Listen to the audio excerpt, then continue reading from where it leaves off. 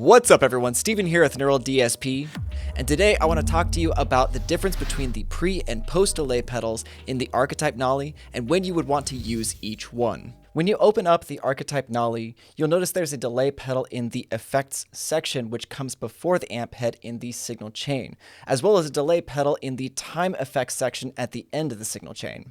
Since the signal flows from left to right along the icons at the top, any change earlier in the signal flow will be affected by all the components later in the chain. The pre-delay that is added in the signal chain at the pedal stage will be affected by the amp controls, EQ, impulse responses, and time effects sections.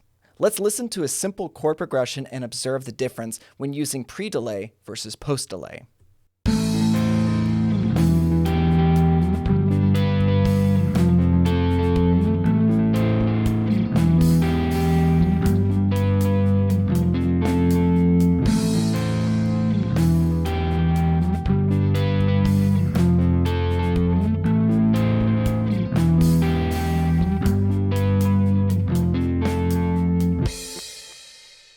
Probably the first thing you'll notice with the delays at the beginning of the signal is that the delays get caught in the saturation of the amp and cause a bit more distortion. The delays hitting the amp are also getting compressed along with the rest of the signal so they don't jump out as dramatically as the delays at the end of the signal chain.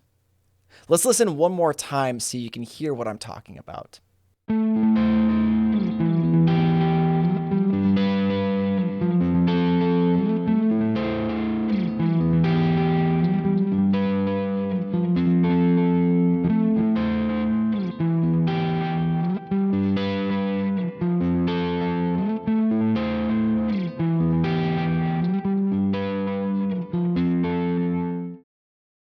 Now let's pump up the mix of the pre-delay so you can really hear how each subsequent section in the plugin will affect the tone of the delays.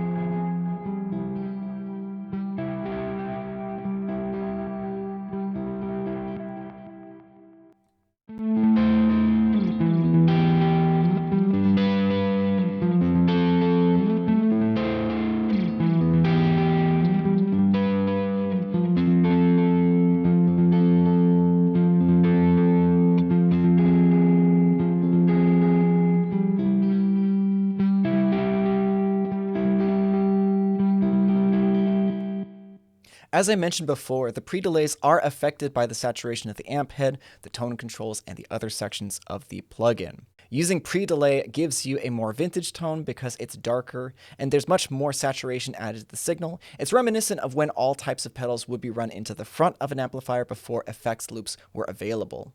While post-delay is usually the more popular choice in modern music, using a pre-delay pedal is a great way to create a sound that is unique and different. Whether you use a pre-delay or post-delay is all going to heavily depend on the vision and outcome you want for your song, and hopefully now you have a better idea on how to use this specific tool to realize that vision. Thank you so much for checking out this video. If you like this sort of content, you want to see more like it on the channel, go ahead and leave your thoughts in the comments down below. While you're there, leave a like, share, subscribe, and hit that bell icon for notifications on when we upload new content to this channel. And as always, I'll see you in the next video.